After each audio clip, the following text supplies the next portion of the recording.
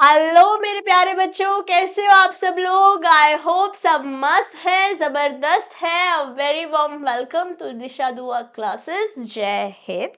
हम पढ़ रहे हैं आपके सीएमए इंटर में paper number 5 business laws and ethics, और आज हम क्लास 7 पर इंडियन कॉन्ट्रैक्ट एक्ट हम पढ़ रहे थे, जहां हमने लास्ट सेशन में बातचीत करी थी क्वासी कॉन्ट्रैक्ट की, कंटिंजेंट कॉन्ट्रैक्ट की, डिस्चार्ज ऑफ कॉन्ट्रैक्ट्स की, और टर्मिनेशन कैसे होता है कॉन्ट्रैक्ट, है ना। कॉन्ट्रैक्ट का टर्मिनेशन कैसे होता है इन जनरल।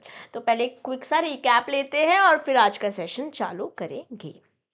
शुरुआत करते हैं क्वासी कॉन्ट्रैक्ट के साथ, but before I move any forward, फटाफट से अपनी अपनी अटेंडेंस लाइक कर दीजिए, सब्सक्राइब कर दीजिए, ताकि आप कोई भी सेशन मिस नहीं करें। Also join law by CMA Disha Dua Telegram group, ताकि आप मेरे से पोस्ट द सेशन बात भी कर पाए और जो भी रिसोर्सेज मैं आपके लिए लेकर आऊँ वो आपके पास इमीडिएटली पहुँच जाए। ठीक है, चलिए क्वासी कॉन्ट्रैक्ट के साथ शुरू करते हैं। क्वासी कॉन्ट्रैक्ट एक ऐसा कॉन्ट्रैक्ट होता है जो एक्चुअली में हुआ ही नहीं था, ना कभी कोई ऑफर हुआ था, ना कोई अग्रीमेंट हुआ था, ना कोई प्रॉमिस हुआ था, बट लॉ ने आपके ऊपर ऑब्लिगेशन बिठा दी, है ना। हमने यहाँ पे पैटी और सरताज के एग्जाम्पल से समझा था। Patty is gain, Sartaj is gain, law makes it fair again. या जो हमारा क्वासी कॉन्ट्रैक्ट है वो इक्विटेबल प्रिंसिपल पर बेस्ड करता है, जहाँ पर बेसिकली अनजस्ट एनरिचमेंट से बचा रहे हैं, मतलब किसी और के खर्चे पे किसी और का मुनाफा ना हो। This is what is the agenda of quasi contract as per section 70 of Indian contract act. I hope आप अपने सेक्शंस उस पेज पर लिखते चले जा रहे हैं।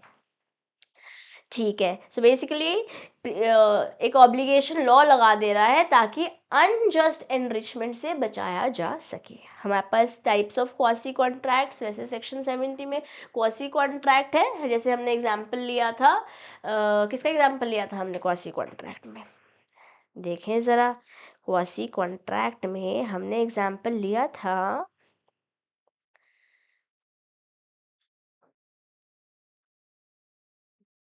ये रहा।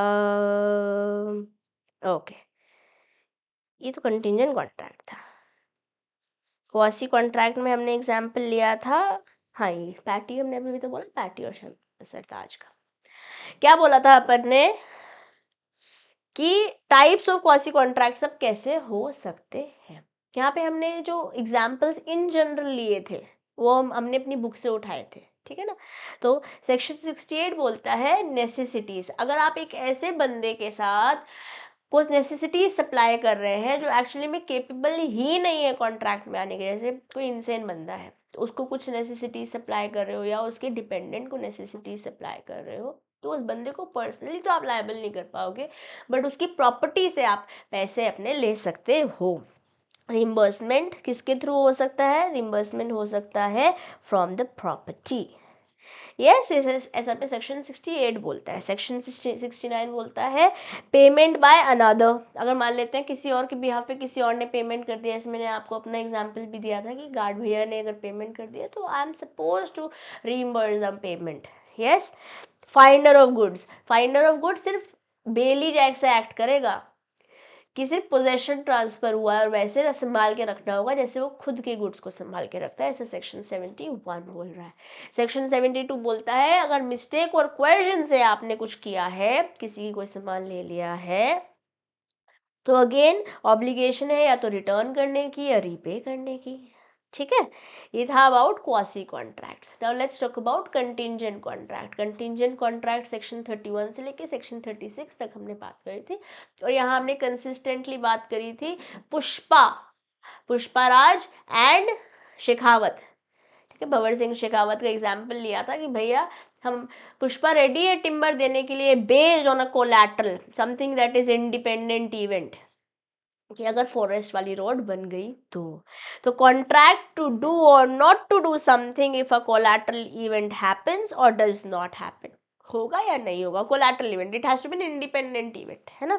एसेंशियल्स क्या है कंटिंजेंट कॉन्ट्रैक्ट के? एक तो फ्यूचर में होने वाले और अनसर्टेन होगा। इवेंट मस्ट बी अनसर्टेन और फ्यूचर से रिलेट होना चाहिए। कोलैटरल बोले तो इंडिपेंडेंट होगा, event must be secondary to the main purpose of the contract. यहाँ पे हमारे पास दो केस लॉस थे। केस लॉ था, एक था हरबख्श सिंह गिल वर्सेस रामरतन। यहाँ पे अग्रीमेंट हुआ था, एक अनस्पेसिफाइड प्रॉपर्टी अगर बेच रहे हैं तो क्या एक क्वासी कॉन्ट्रैक्ट है? नहीं। क्वासी कॉन्ट्रैक्ट में फ्यूचर अनसर्टिनिटी पे कुछ डिपेंड होता है और एक कोलैटरल इवेंट भी होता है जहाँ होना या ना होना होता है। इसलिए मैंने सेक्शन 31 से लेकर सेक्शन 36 तक जब मैं सम कंसेप्ट पढ़ा रही थी वहाँ ही मैं बताती गई थी, बट उसके बावजूद मैंने आपको एक निमोनिक दिया था, है ना। आई होप आप लोगों ने प्रीवियस वीडियो में उस निमोनिक को लिखा ज़रूर होगा और आपको याद भी हो गया होगा। ऐसे एक और केस लॉ था भैरव प्रसाद चौरसिया वर्सेस तारा देवी। यहाँ पर बोल रहे हैं कि घर बेचने का अग्रीमेंट भी कंटिंजेंट कॉन्ट्रैक्ट नहीं होता है। क्या निमोनिक पढ़ा था हमने? Duck swims confidently even in tides. ठीक है, तो DSCE और I और T में इंटरचेंज था। 35T था और I 36 था। यहाँ पर मैंने सारा लिखा हुआ है। डक से के D से डेफिनेशन है जो सेक्शन 31 में दे रखी है कंटिंजेंट कॉन्ट्रैक्ट की, ऐसे स्पेसिफिक इवेंट बता रखा है सेक्शन 32 में। कोलैटरल इवेंट नॉट हैपनिंग का 32 में है, नॉट हैपनिंग का 33 में है। इवेंट इम्पॉसिबल डीम मान लेंगे सेक्शन 34 में है। इम्पॉसिबिलिटी हो ही रही है सेक्शन 36 में।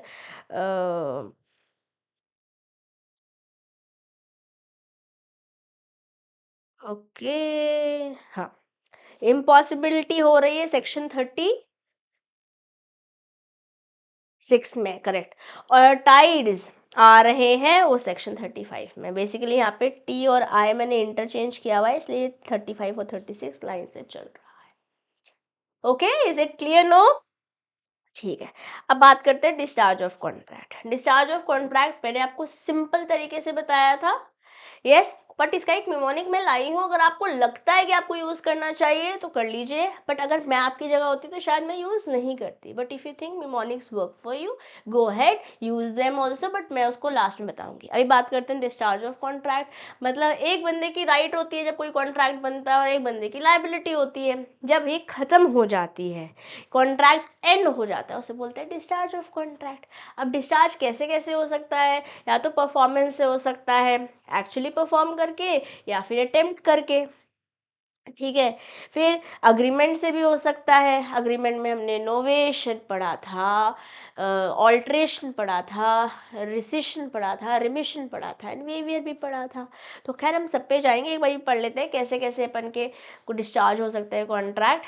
इधर बाय नो आपने कर दिया, परफॉर्म कर दिया, या फिर अग्रीमेंट से हो सकता है, या लैप्स ऑफ टाइम से हो सकता है, या ऑपरेशन ऑफ लॉ से हो सकता है, या इम्पॉसिबिलिटी से हो सकता है, या ब्रीथ से भी हो सकता है। अगर डिस्चार्ज बाय परफॉर्मेंस बोलते हैं तो ये एक्चुअल परफॉर्मेंस भी हो सकती है, अटेम्प्टेड परफॉर्मेंस भी हो सकती है। हल्क और जोमेटो का यहाँ हमने एग्जाम्पल लिया था। डिस्चार्ज बाय अग्रीमेंट, नोवेशन में आपने क्या किया कि कोई और पार्टी इन्वॉल्व हो गई है, ए ने बी को पैसे देने थे बट बी बोल रहा है सी देगा ए को पैसे, ऐसा तीनों में ओके हो गया है तो पार्टी चेंज हो गई। ऑल्ट्रेशन में हमने कुछ ऑल्टर कर दिया, जैसे प्राइस ऑल्टर कर दिए, देने थे 50 रुपये बट 45 रुपीज़ मीटर पे ओके हो गया है। रिसिशन में हम कैंसिल ही कर दे रहे हैं। रिमिशन में something less than that was actually suppose to happen, देने थे 500 रुपये बट 300 रुपये में सेटल हो गया है। वेवियर में आपने अपनी राइट ही गिव अप कर दिया, जैसे पेंटिंग बनानी थी और राइट ही गिव अप कर दी, ठीक है।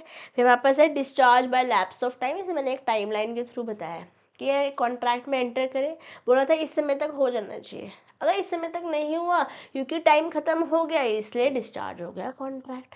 यस, कॉन्ट्रैक्ट स्टार्ट हुआ था, टाइम फिक्स था, बट टाइम लैप्स हो गया इसलिए डिस्चार्ज कर दिया अपन ने। जैसे हमने एग्जाम्पल लिया था टाइम बार डेट, करेक्ट है। अब ऑपरेशन ऑफ लॉ से कैसे कैसे हो सकता है discharge by operation of law? या तो डेथ हो गई, कोई बंदा डेथ हो गई उस बंदे की, अगर उसकी पर्सनल स्किल्स एटसेट्रा इन्वॉल्व थी तो वो कैसे करेगा। बट अगर मान लेते पर्सनल स्किल्स इन्वॉल्व नहीं थे तो फिर लीगल AR रिप्रेजेंटेटिव करता है। देन इंसॉल्वेंट, अगर कोई बंदा इंसॉल्वेंट हो गया है तो वो भी काम नहीं कर पाएगा, डिस्क्वालीफाइड बाय लॉ। अगर कोई पेमेंट देनी थी तो फिर it will go through the entire process of legislature. Material alteration कर दी जो बिना कंसेंट के थी, है ना, अनऑथराइज थी। प्लस मर्जर, मतलब एक पार्ट टाइम लेक्चरर था अब फुल टाइम हो गया है तो पार्ट टाइम वाला कैंसिल हो गया ना, डिस्चार्ज हो गया वो contract.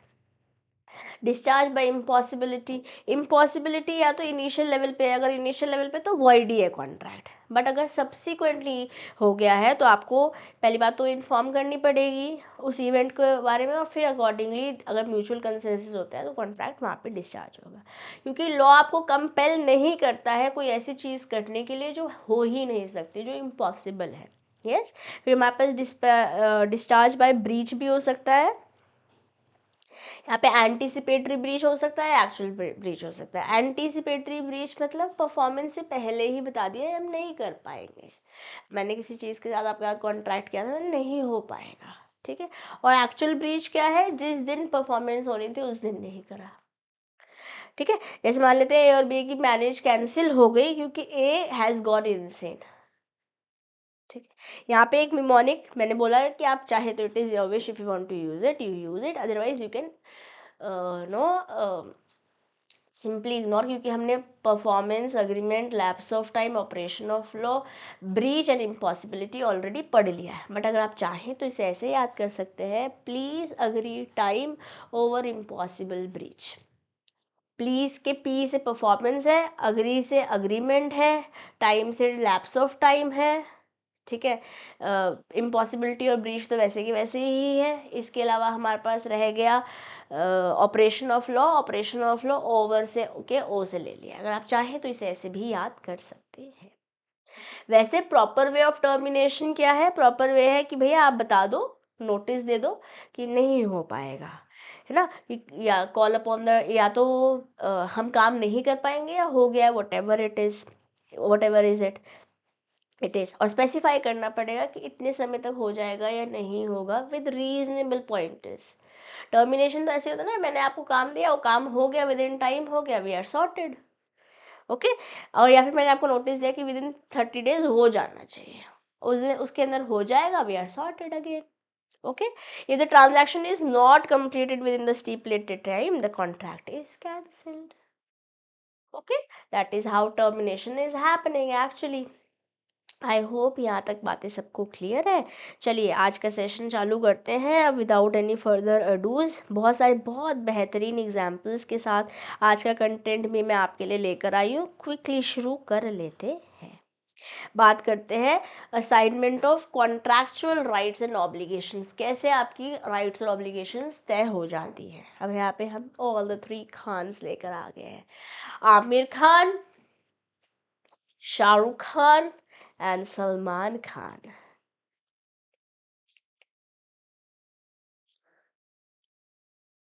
SRK and we have Sallu भाई, ठीक है। आमिर ने एग्जाम्पल ले रहे हैं, आमिर ने कंपनी चालू करी जहां वो रॉ मटेरियल सप्लाई करते थे अलग अलग मैन्युफैक्चरर्स को, ठीक है। उन्होंने कॉन्ट्रैक्ट किया शाहरुख खान को जहां पे उन्हें 1 लाख रुपए का स्टील डिलीवर करना था शाहरुख खान की फैक्ट्री में हर महीने। किसको देना है, आमिर ने शाहरुख को देना है। Shahrukh in return has a contract with Salman Khan when he is required to provide 1000 rupees worth of fabricated products every month। तो एक जगह से स्टील आने वाला है और एक जगह से आने वाला है फैब्रिकेटेड प्रोडक्ट, ओके।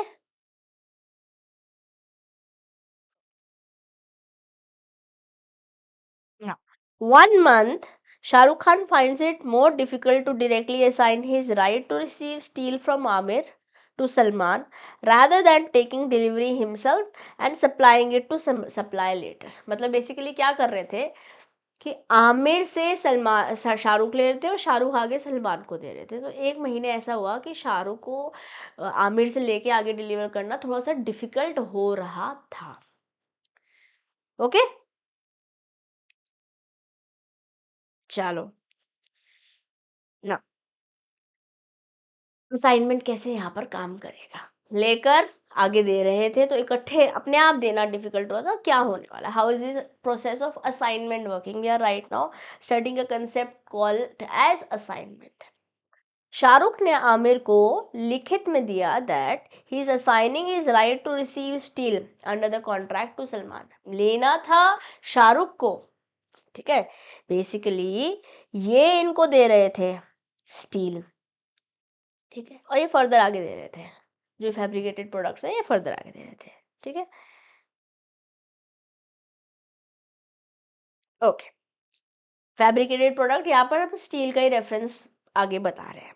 अब क्या हुआ, एक महीने क्योंकि ये इनको डायरेक्टली नहीं दे पा रहे थे, इन्होंने बोला, इनको लिखित में लिख के दिया, रिटर्न दिया कि भैया instead of giving it to me, give it to Salman. Aamir को ही बोल दिया कि आप सामान जो है असाइन कर दिया मैंने, अब आप सामान जो है instead of giving to me Salman को दे देना। आमिर ने अग्री कर लिया असाइनमेंट और डिलीवरी करना शुरू कर दिया सलमान को directly. Salman now as an assignee has a right to demand delivery of the steel from Amir just as Shah Rukh Khan would have. Assignment में होता क्या है, जो मेरी राइट थी वो मैंने आपको दे दी, जो मेरी राइट थी वो मैंने आपको दे दी, ठीक है। देनी किसी और ने थी, मेरे पास आना किसी और से था, वो मेरे पास आने की जगह किसी और के पास मैंने अब असाइन कर दिया। तो यहाँ पर शाहरुख खान बन जाएंगे असाइनर। शाहरुख खान कौन बन जाएंगे, शाहरुख खान बन जाएंगे असाइनर, और सलमान बन जाएंगे असाइनी। और इन्होंने असाइनमेंट क्योंकि रिटर्न में दे दिया और बता दिया कि आपको करना है, इन्होंने कॉन्ट्रैक्ट ऑफ असाइनमेंट कर दिया आमिर के साथ। ठीक दोस्तों, चलो अब लीगल इम्प्लीकेशन क्या है, यहाँ पे शाहरुख का क्या रोल है। एक बार ये असाइनमेंट हो गया, अब शाहरुख एंटाइटल नहीं है कि भैया उनके पास स्टील आनी चाहिए। अब आमिर शाहरुख को भी देंगे और सलमान को भी देंगे, ऐसा नहीं होगा, क्योंकि असाइनमेंट हो गया, इसलिए शाहरुख अब रिसीव नहीं करेंगे ये जो प्रोडक्ट्स हैं, it is going to be received by Salman through Aamir.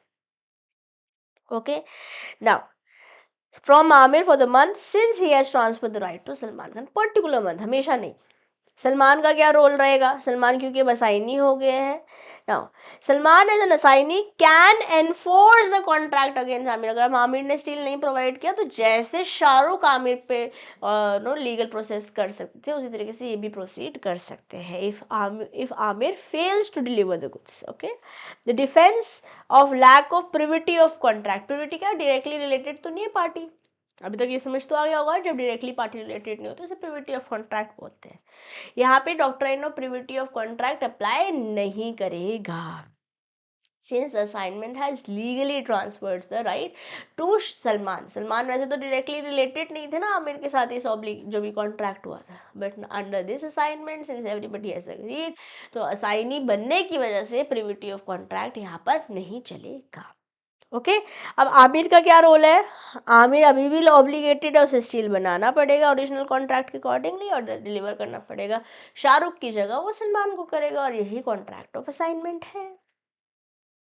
ठीक है, असाइनमेंट या कॉन्ट्रैक्ट ऑफ असाइनमेंट बेसिकली की जगह इसे असाइनमेंट इन कॉन्ट्रैक्ट बोलेंगे, क्योंकि कॉन्ट्रैक्ट ऑफ असाइनमेंट में जनरली बैंक्स का रोल आ जाता है, वो मैं अभी आपको नहीं बताना चाहती, अगर ज़रूरत पड़ेगी तो I will share those details also. Okay, for now let's continue with what is written on the screen. Assignment जब करते हैं हम कॉन्ट्रैक्ट में, सिंप्लीफाई कर दिया जा रहा है ट्रांजैक्शन, जहाँ पे हम अलाउ कर रहे हैं party to transfer the rights to third party. जैसे हमारे केस में अगर मैं बोलूँ तो ये हमारे आमिर खान थे, ये हमारे शाहरुख खान थे और ये हमारे सलमान खान थे। इन्होंने इनको सम्मान देना था, आगे इनको दे रहे थे। एक महीना ऐसा हुआ, इन 1 मंथ ऐसा हुआ जब ये इनसे सामान लेके इनको नहीं दे पा रहे थे, इस महीने ऐसा हुआ था। तो भैया इन्होंने कहा, शाहरुख ने इनको बोला कि ऐसा है मैं असाइन कर दे रहा हूँ, I become the assignor and Salman becomes the assignee, और सामान जो है अब instead of giving to me, Shahrukh बोल रहे हैं कि अब सामान मुझे देने की जगह आप ये सामान इनको डायरेक्टली दे दो। तो यहाँ पे assignee instead of no being a third party, उनका तो कॉन्ट्रैक्ट भी नहीं था आमिर के साथ, but he is still entitled to receive the goods from Aamir. ठीक है, in this case Shahrukh avoided duplicating the efforts कि भैया सेम पहले मैं तुम मुझे दो फिर मैं आगे दूँ, and streamline the supply chain by assigning his rights to Salman. However, The liabilities such as payment Shah Rukh Khan owes to Amir cannot be assigned unless all parties explicitly agree. वैसे तो अब क्योंकि सलमान शाहरुख के कहने पे आमिर ने सलमान को दिया है ना, पैसे आमिर के पास कौन देगा, शाहरुख ही देगा टेक्निकली। बट ऐसे हो सकता है कि अब सलमान को ही कह दे कि आप दे दो, बट दे कोड ऑल्सो भी पॉसिबिलिटी। अगर आप बिजनेसमैन जैसे समझो तो यहाँ पर शाहरुख खान अपना भी तो कुछ मार्जिन रखता होगा ना। Instead of directly assigning the पैसा also, if not all of them have agreed तो अलग बात है, अदरवाइज क्या करेंगे शाहरुख खान, बिजनेसमैन जैसे सोचो, वो सलमान से लेंगे और अपना प्रॉफिट रख के फिर आके देंगे।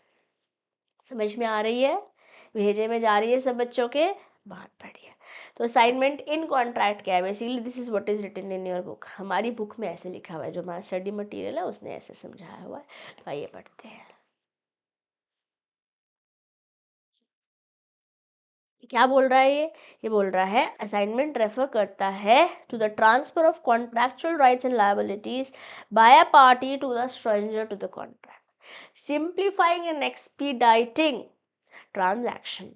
It is common in commercial dealings, intellectual property, and also under securitization when we talk about SARFAESI Act 2002. SARFAESI क्या है, securitization and reconstruction of financial asset, securitization and reconstruction of financial asset and enforcement of security interest। ये पूरे act का नाम है, हमारे syllabus में आएगा कभी, ठीक है। अभी हम कॉन्ट्रैक्ट पे फोकस करेंगे। Where banks assign their rights to the asset reconstruction company to recover loans. So basically यहाँ पर क्या होता है, सरफेसी क्या बोलता है, securitisation and reconstruction of financial asset and enforcement of security interest. ये बोलते हैं, लिखते नहीं है, ठीक है, मैं सिर्फ आपको बताने के लिए बता रही हूँ। लिखते ऐसे है सरफेसी, सरफेसी 2002 बोलता है। जैसे क्या होता है, फॉर एग्जांपल एग्जाम में आपसे नहीं पूछेंगे बट एक कंसेप्ट आ गया तो again it is beyond my responsibility as a teacher to explain you what is written beyond in our context. ठीक है, जैसे हमारे पास ये है मिस्टर ए, ठीक है, मिस्टर ए ने लोन लिया था एक बैंक से। जब बैंक से लोन लिया तो इन्होंने अपनी एक प्रॉपर्टी गिरवी रखी, अपनी प्रॉपर्टी को मॉर्गेज कर दिया और इनसे लोन ले लिया। अब क्या हुआ, ये लोन को डिफॉल्ट करने लगे, ही स्टार्टेड टू डिफॉल्ट, मतलब ये पैसे वापस नहीं दे पा रहे थे। इन्होंने लोन ले तो लिया बट ये पैसे वापस दे नहीं पा रहे थे। तो क्या हुआ, बैंक ने क्या किया, बैंक ने इनको नोटिस भेजा, एक पूरा प्रोसेस है, नोटिस भेजा कि भाई आपने पैसे नहीं दिए तो हम आपकी प्रॉपर्टी का पोजेशन ले लेंगे, वो 60 दिन चलेंगे। पूरा प्रोसेस मैं अभी नहीं बता रही हूँ, सिर्फ इसको एक नॉर्मल तरीके से समझो कि पोजेशन ले लेंगे और फिर 30 दिन का और नोटिस देंगे, कहेंगे हम आपके प्रॉपर्टी बेचने जा रहे हैं। अब ये बेचने गए, लेट्स से सेल करने गए, लोग इस प्रॉपर्टी को सेल करने गए, ठीक है, प्रॉपर प्रोसेस है, short cutting it short, normally understanding. Sale करने गए, इन्होंने ऑक्शन लगाया कि आओ नीलामी करो, सामान खरीदो। कोई आया ही नहीं, कोई आया ही नहीं, कोई आया ही नहीं, कि कोई आए तो हम सामान बेचें। बैंक के कोई प्रॉब्लम हो गई तो बैंक क्या करेगा, under various circumstances, this could be one of the scenarios जहाँ बैंक से वैसे नहीं निकल पा रहे हैं इस प्रॉपर्टी से, तो क्या करेगा बैंक, क्या करेगा इस केस में, इस प्रॉपर्टी को एआरसी को दे देगा, असेट रिकंस्ट्रक्शन कंपनी को दे देगा, जो यहाँ मेंशन की हुई है ना, असेट रिकंस्ट्रक्शन कंपनी को दे देगा, असाइन कर देगा। तो क्या किया बैंक ने, बैंक क्या करेगा, एआरसी से पैसे ले लेगा। इसे सिंपल तरीके से समझा रही हूँ, एआरसी का asset reconstruction company under through RBI बनती है, reserve bank of India act 1934 के अंदर, सरफेसी 2002 के को मद्देनजर रखते हुए बेसिकली क्या कर रहा है, एआरसी से पैसे ले रहा है और इस प्रॉपर्टी की राइट इसको ट्रांसफर कर दे रहा है। क्या कर रहा है, क्या पैसे बेसिकली एआरसी को मिलने थे इस बंदे से, मिस्टर ए से नहीं, बट यहाँ असाइन कर दिया गया है। एग्जाम में सब कुछ लिखना है नहीं, बट क्योंकि सरफेसिया मेंशन कर दिया था इसलिए मैंने आपको असाइनमेंट का concept apart from Shahrukh Khan, Aamir Khan and Salman Khan, मैंने आपको रियल लाइफ सिनेरियो भी बता दिया है। Okay, personal knowledge only.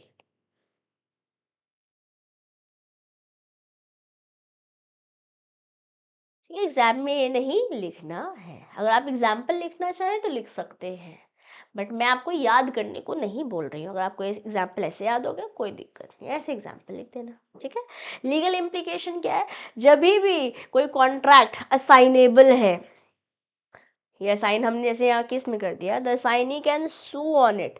जैसे यहाँ पे सलमान आमिर को सू कर सकते हैं, भाई सलमान क्यों नहीं दे रहे हो, legally I am assign to get the goods, okay. And defence of lack of privity of contract will not hold, which I have already explain to you. यहाँ पे lack of privity of contract के basis पे दुहाइयाँ नहीं दे सकते आमिर की, भैया मेरा तो इनके साथ कॉन्ट्रैक्ट ही नहीं हुआ था, भैया साइन किया जिसपे आपने अग्री किया है, ठीक है। जैसे A owes B rupees 500, B owes C rupees 500. If B directs A to pay C and A agrees, this constitutes assignment. Aamir ने अग्री कर लिया था ना कि वो सलमान दे देगा, शाहरुख को देने की जगह सलमान को दे देगा, तो असाइनमेंट तो हो गया, ठीक है। तो यहाँ पे क्या प्रोविजंस है, क्या सेक्शंस है, सेक्शन 31 से 36 अभी अभी हम कंटिंजेंट कॉन्ट्रैक्ट पे बातचीत करके आए थे। Yes, duck swims confidently even in tights पढ़ा था ना हमने सेक्शन 31 से लेकर 36 तक। अब यहाँ पर सेक्शन 37 आगे बढ़ रहे हैं, तो हम बहुत सारे सेक्शंस इंडियन कॉन्ट्रैक्ट एक्ट में ऑलरेडी पढ़ चुके हैं। Section 2A two B two D two E two F two G two I, okay, two H two I, यहाँ तक पढ़ा हमने। फिर हमने सेक्शन 10 पढ़ा, सेक्शन 11 पढ़ा, 12, 13, 14, 15, 16, 17, 18, 19, 20, 21, 22, 23, yes, 24, 25, 26, 27, 28, 29, 30, 31, 32, 33, 34, 35, 36, 37 पढ़ने चल रहे हैं अब हम। SCM 68, 69, 70, 71, 72 ये वाले सेक्शंस भी बोल चुके हैं। तो आई होप ये सारे सेक्शंस आप ऑलरेडी अपने सेक्शन नोट्स में बना चुके हैं। अगर नहीं बनाया तो फटाफट से बना लीजिए। चलिए बना लीजिए सेशन के बाद। अभी सेशन में ध्यान फोकस, सेक्शन 37 बताने जा रही हूँ। सेक्शन 37 बात करता है आपका असाइनमेंट के कॉन्ट्रैक्ट से। लिख लीजिए, आपको जितने सेक्शन याद हो पाए अच्छी बात है।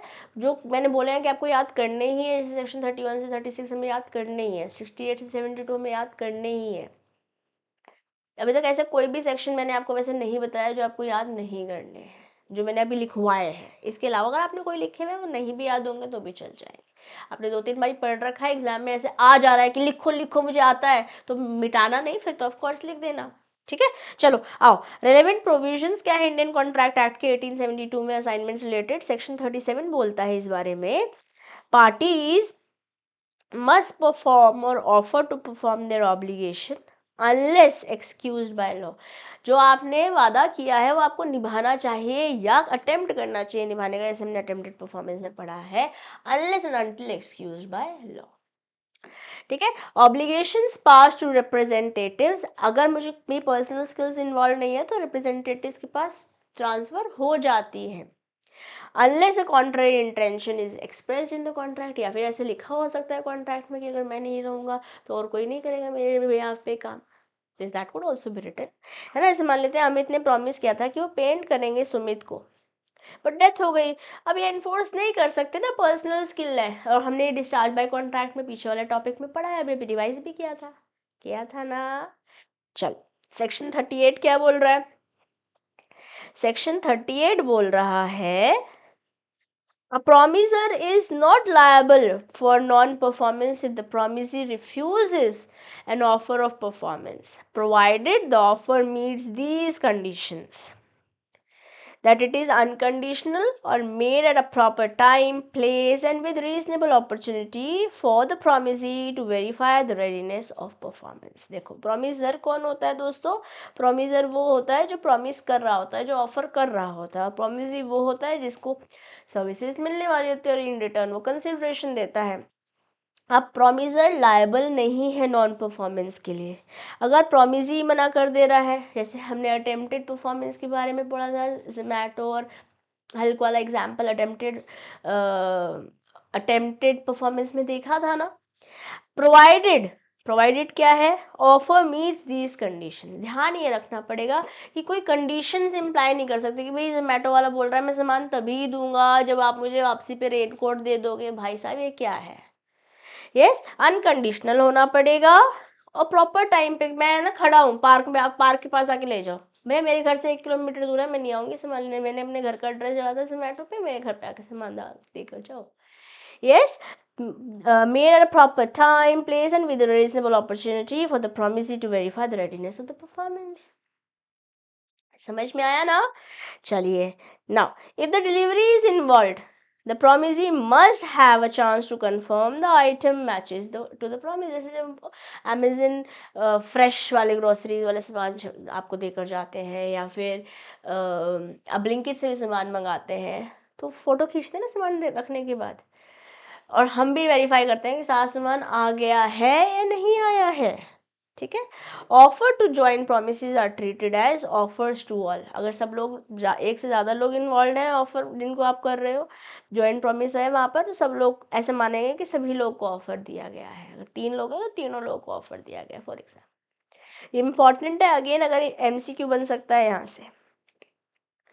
ठीक है। I hope we are good with section 37 and section 38। Section 37 बात करता है कि जो परफॉर्मेंस है ना, जहाँ पे अगर मैं पर्सनली इन्वॉल्व नहीं हूँ, वहाँ मेरा लीगल रिप्रेजेंटेटिव काम कर पाएगा ऑन माई बिहाफ। ठीक है। और सेक्शन 38 बोलता है कि अगर प्रोमिसर अपना काम करने को तैयार है बट प्रोमिस ले ही नहीं रहा है, वो काम करने ही नहीं दे रहा है, तो what can we do? Promisor को लायबल माना जा सकता है? नहीं माना जाएगा, जैसे हमने जोमेटो को नहीं माना था। बट प्रोवाइडेड अनकंडीशनल होना चाहिए, प्रॉपर प्लेस एटसेट्रा पे होना चाहिए, है ना। और अगर डिलीवरी इन्वॉल्व है तो प्रोमिसी के पास चांस होना चाहिए कि वो आइटम्स वेरीफाई कर सके जो सामान आप डिलीवर कर रहे हैं। ठीक है जी। Okay, what did just happen? Give me a moment, okay? Yeah. So I think कुछ नोट्स यहाँ अपलोड नहीं है, तो मैं फटाफट से नोट्स अपलोड कर लेती हूँ, फिर हम आगे बढ़ेंगे। ओके।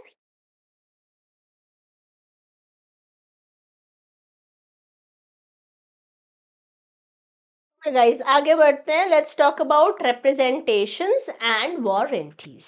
ओके, चालू करते हैं रिप्रेजेंटेशन के साथ।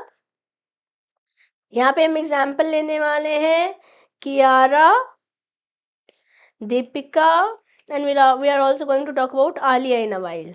ठीक है। जो पूरा कंसेप्ट है रिप्रेजेंटेशंस का, वारंटीज का, इनको हम 3 लोगों के साथ समझने वाले हैं। ओके, तो let's start with Kiara. Representation क्या होता है? कियारा जो है अपनी गाड़ी बेच रही है दीपिका को।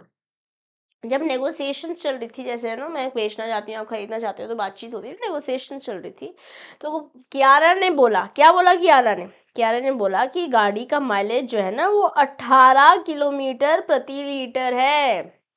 अगर मैन्युफैक्चरर की स्पेसिफिकेशन बोलूं तो 18 किलोमीटर्स पर लीटर है।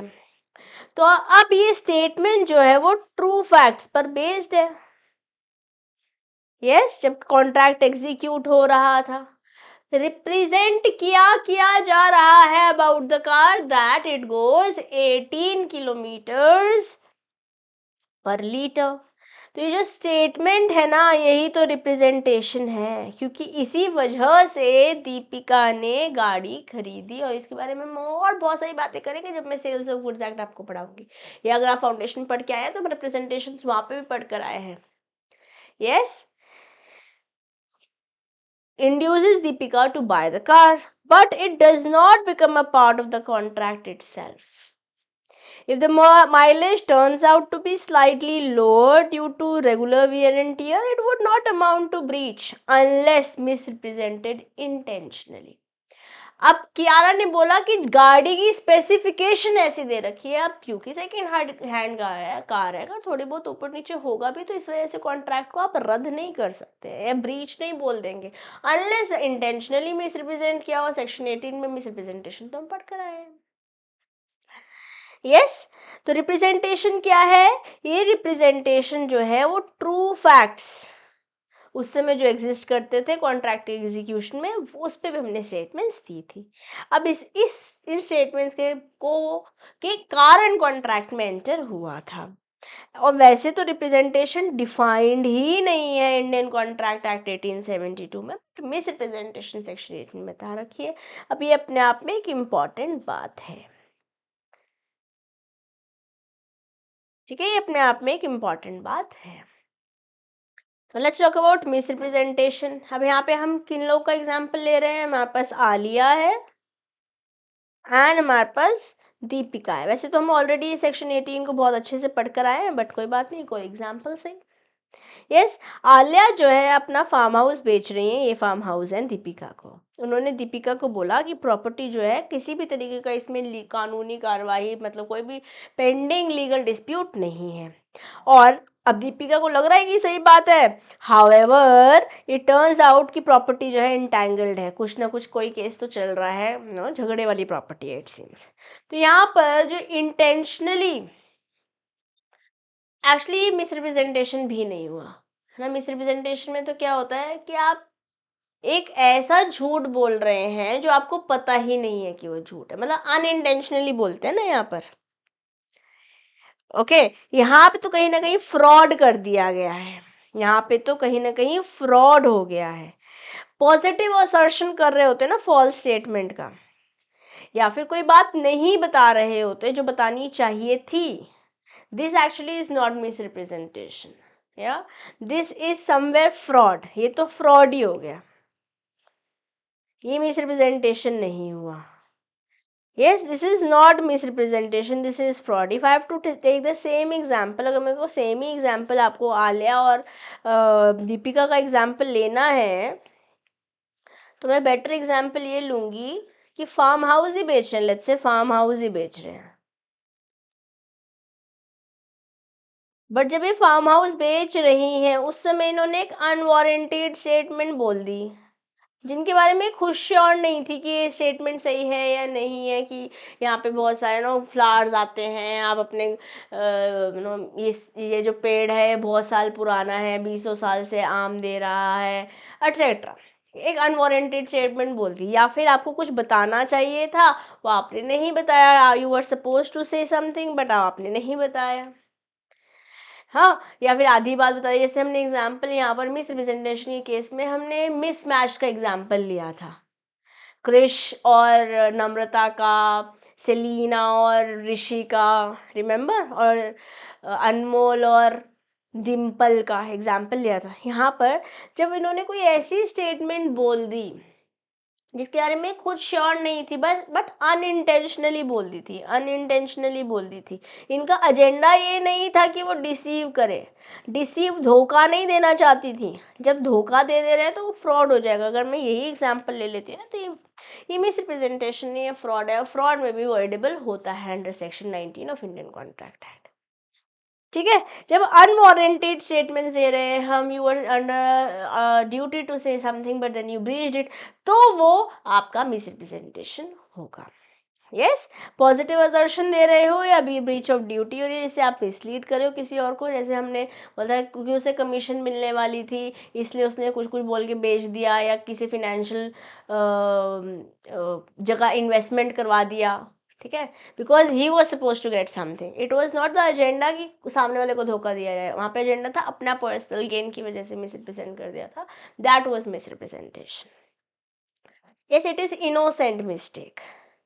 अब voidability of agreements we understand as per section 19 under free consent आप void कर सकते हो, but in general voidable contracts होते हैं। voidability is a section which we have discussed under section 2 clause what, that is your homework, you have to tell me in the comment box, okay, because I've been talking about sections since quite a time now, quite some time now. ठीक है, अब वापस से कियारा और दीपिका आ गए हैं। कियारा ने convince कर लिया दीपिका को कि उनके बिजनेस में पैसे डालें। We made 50 lakh in profit last year, ऐसी स्टेटमेंट बोली कियारा ने। दीपिका को बाद में पता चला कि प्रॉफिट तो सिर्फ 10 लाख था। तो कियारा ने एग्जैजरेट कर दी ना फिगर्स ताकि इन्वेस्टमेंट मिल सके। अब क्या दीपिका इस कॉन्ट्रैक्ट को वॉइड करा सकती हैं? जी हाँ, करा सकती हैं। She can either rescind the contract, या बोल सकती है कि भैया लाओ 50 लाख रुपए ट्रू करो। Yes, if Deepika had access to company's financial records, खुद जाके देख लेती, जैसे दीपिका, हमने एग्जांपल जब हम मिस प्रेजेंटेशन बोल रहे थे, खुद जाके कर देख लिया था आपने कि 5 करोड़ बोल रहे हैं बट एक्चुअली में 4 करोड़ हुआ है, उसके बावजूद आपने कॉन्ट्रैक्ट में एंटर किया था, तब आप वॉइड नहीं करा पाएंगे। ऐसे यहाँ पे भी लिखा हुआ है, if Deepika had access to the company's financial records and could have discovered the truth with ordinary intelligence, तो वॉइड करा सकती थी कॉन्ट्रैक्ट को। ठीक है, तो voidability of agreement on the basis of free consent अगर नहीं है तो सेक्शन 19 में अवॉइड करा सकते हो। Okay, but in general void able agreements क्या होते हैं, ये आप मुझे कौन से सेक्शन में है आप मुझे बताएंगे। चलिए, contracts based on question, fraud, miss representation voidable होते हैं, मिस्टेक में वॉइड ही हो जाते हैं। अगर मिस्टेक जो है, मिस्टेक ऑफ फैक्ट है, वो भी बायलैटरल है, यूनिलैटरल में भी वॉइड नहीं होते हैं। और मिस्टेक ऑफ लॉ में को हम अगर मिस्टेक ऑफ लॉ में अपनी खुद की कंट्री का है तो नहीं कर पाओगे, बट फॉरेन कंट्री का है तो हम उसे वॉइड करा देंगे। तो अग्रीड पार्टी या तो रिसेंड करा सकती है कॉन्ट्रैक्ट को, इंसिस्ट कर सकती है परफॉर्मेंस दो, क्योंकि आपने जो रिप्रेजेंटेशन बोला था हमने तो उसकी बेसिस पे किया था। Okay, now there's an exception. Contracts are not voidable if the misled party could have discovered the truth with ordinary diligence or if the misrepresentation did not influence the consent. ठीक है, हमारे पास एक case law है reference के लिए, national highway authorities of India versus Pune Solapur road development corporation limited. अब आलिया ने contract में एंटर किया कियारा के साथ कि एक रोड बनवानी है, एक सड़क बनवानी है। ठीक है, कियारा ने प्रॉमिस किया इन द अग्रीमेंट कि सारे एनवायरमेंटल क्लियरेंसेस मिल चुके हैं प्रोजेक्ट के लिए। ओके, लेटर पता चला कि कुछ क्लियरेंसेस तो मिसिंग है, जिसकी वजह से प्रोजेक्ट में अब डिले हो रहा है ना। क्या आल्या क्लेम कर सकती है damage of breach of representation?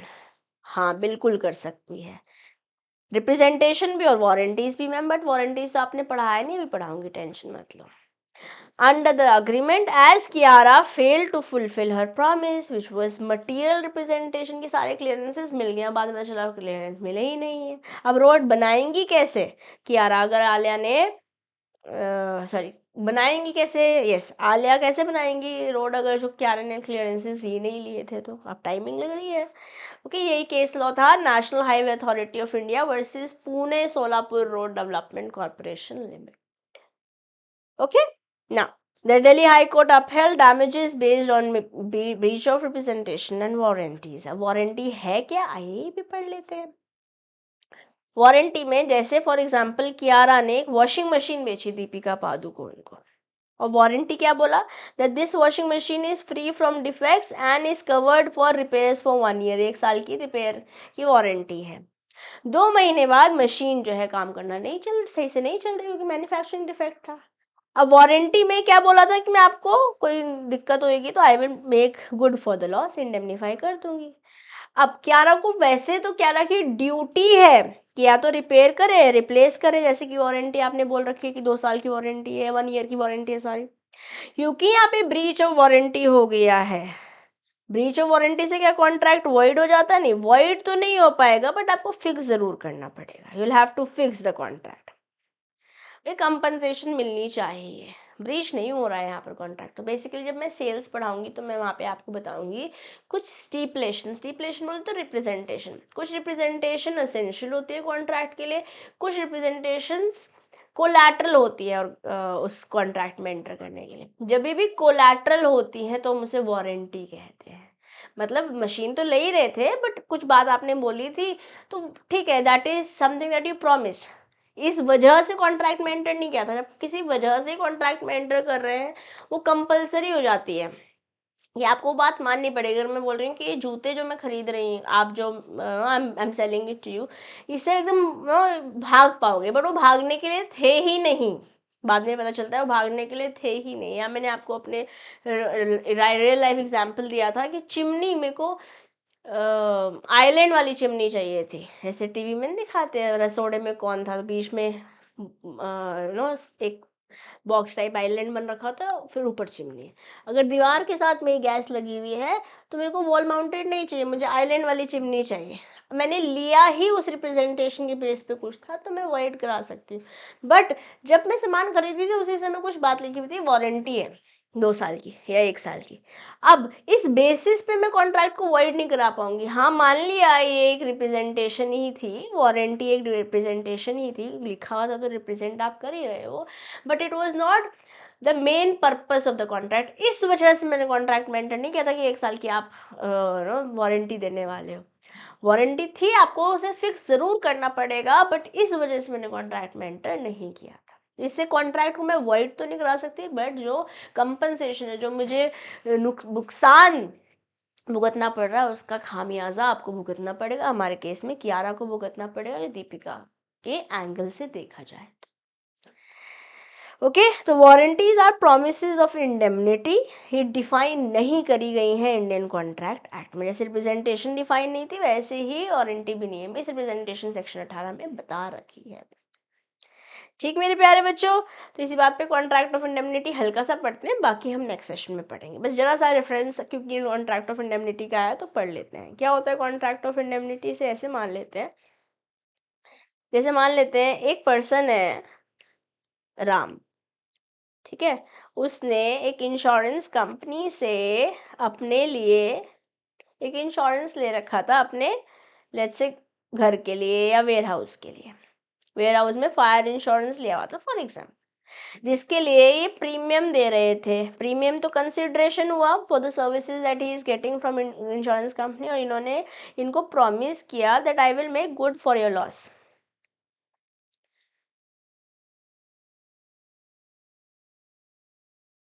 Good for your loss मतलब, जैसे हमने यहाँ पर दीपिका को बोला था कियारा ने कि 1 साल की वारंटी, कुछ दिक्कत हुई तो we will fix it for you. We are making good for your loss. Making good for your loss is what is indemnification.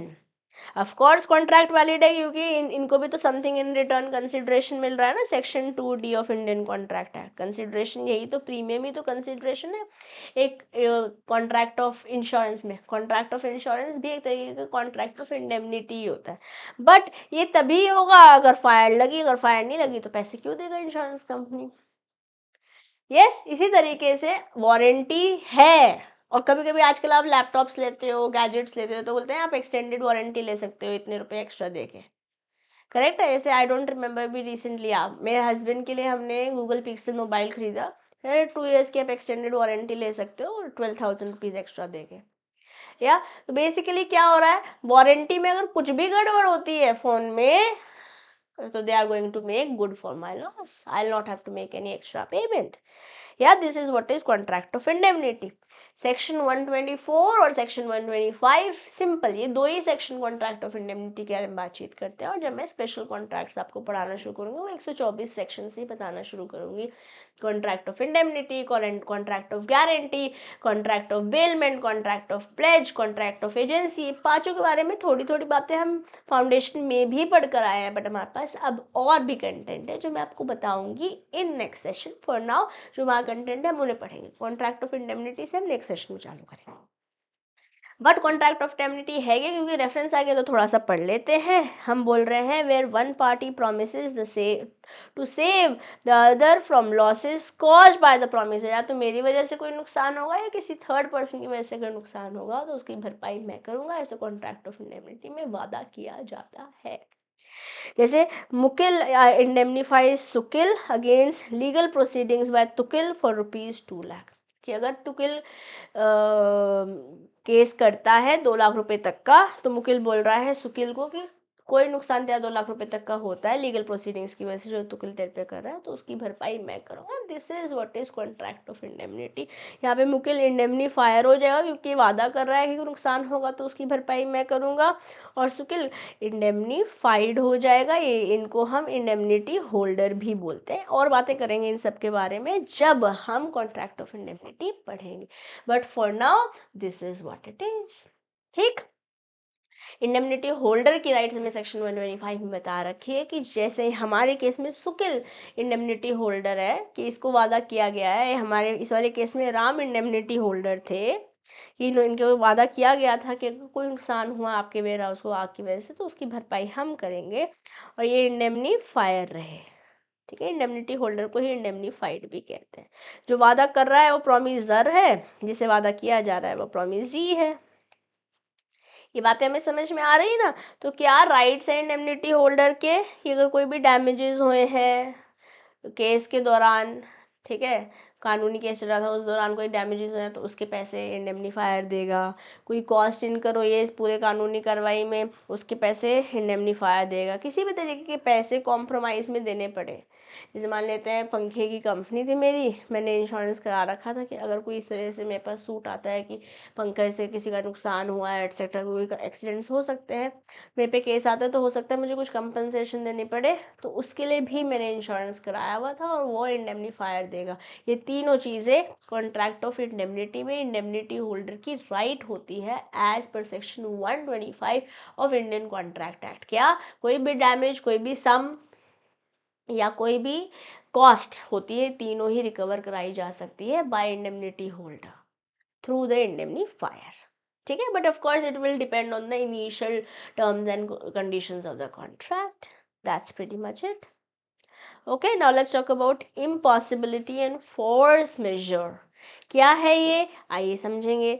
Section 32 बोलता है हमारे इंडियन कॉन्ट्रैक्ट एक्ट का कि कंटिंजेंट कॉन्ट्रैक्ट्स, बोल रहे हैं 31 से 36 हम कंटिंजेंट कॉन्ट्रैक्ट एक्ट बात करके हैं, 32 वैसे तो हम ऑलरेडी पढ़ लिए हैं, बट यहाँ पर हमारे पास थोड़ी सी बातचीत और कर रखी है जब मैं इम्पॉसिबिलिटी को पर्टिकुलरली फोकस कर रही हूँ, या फोर्स मेजर। जब भी कंटिंजेंट कॉन्ट्रैक्ट्स हैं जो किसी इवेंट के होने पे ना होने पे डिपेंड करते हैं, वहाँ पे प्रोविजन सेक्शन 32 में बता रखा है, बोल रखा है कंटिंजेंट कॉन्ट्रैक्ट टू डू और not to do something is based on uncertain future events happening. जैसे हमारे केस में पुष्पाराज और शेखावत का हमने एग्जाम्पल दिया था, फॉरेस्ट रोड बन जाएगी तो टिम्बर दे देंगे, नहीं तो नहीं देंगे। Now it cannot be enforced by law unless and until the event has happened। अगर सड़क बनेगी ही नहीं तो कोर्ट कैसे बोलेगा पुष्पा को कि टिम्बर दो भैया। yes, the event becomes impossible, such contracts become void। मान लेते हैं वहाँ सड़क बनी ही नहीं सकती, बाढ़ आ गई थी, कानून थ्रू अ लीगल प्रोसेस वहाँ पे अलाउड ही नहीं था सड़क बनाना, लेट्स से फॉर एग्जांपल, या वो नो सरकार की किसी एयरपोर्ट के प्रोजेक्ट में, किसी प्रोजेक्ट में चली गई, can't make road there, right. अब नहीं बना पाओगे, इम्पॉसिबल हो जाएगा। अगर इम्पॉसिबल हो जाएगा तो कॉन्ट्रैक्ट वॉइड हो जाएगा, क्योंकि लॉ तो बोल रहा है कि अगर इम्पॉसिबिलिटी है तो हम बोल ही नहीं रहे, आपको इंसिस्ट ही नहीं कर रहे कि आपको वो काम करना चाहिए। हमने पढ़ा था ना लास्ट, अभी थोड़ा देर पहले भी मैंने आपको इसका रेफरेंस दिया था। Law does not compel to do impossible things. Impossibility की वजह से आप डिस्चार्ज हो जाओगे, ठीक है जी। चलिए, जैसे मान लेते हैं ए ने बी के साथ कॉन्ट्रैक्ट किया कि वो बी का हॉर्स खरीदेगा अगर if C dies before A, ठीक है। Now this contract can not be enforce जब तक की डेथ होती नहीं है। यस, जब तक लाइफ है सी की तब तक तो कुछ नहीं कर पाओगे ना, इम्पॉसिबल उससे पहले तो करना। ऐसे ही मिस एक्स ने कॉन्ट्रैक्ट किया मिस्टर वाई के साथ sum of money if mister Y married mister X. Unfortunately miss X की डेथ हो गई बी विदाउट बीइंग मैरिड, तो कॉन्ट्रैक्ट अगेन वॉइड पॉसिबल ही नहीं ना। एक ऐसी कंटिजेंसी पर डिपेंड है जो इम्पॉसिबल है, या हो ही नहीं सकता because of the circumstances that has right now happen. Yes, section 36 contingent agreements on impossible events के बारे में बात करता है। हमने duck swims confidently even in tides in is I and I section 36 से हम पढ़ के आए हैं लास्ट सेशन में। या इम्पॉसिबल इवेंट्स पे जब कोई अग्रीमेंट होता है तो वो वॉइड ही हो जाता है। Applies regardless of whether the impossibility was known और अननोन, चाहे आपको पता है चाहे नहीं पता है, ये कॉन्ट्रैक्ट इम्पॉसिबल होने की वजह से वॉइड हो जाएगा। Yes, and a contract stating payment if a dead person returns to life, of course, is void because तब यहाँ पे essential elements of contract he missing है।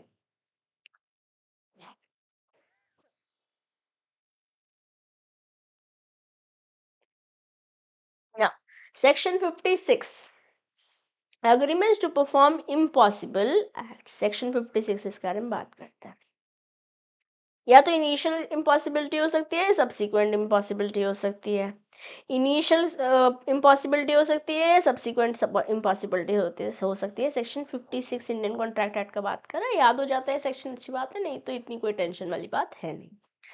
जब आप एक्ट परफॉर्म कर रहे थे, ओके, तभी से ही इम्पॉसिबल था, तो ऑफ कोर्स तो फिर तो वाइड ही है।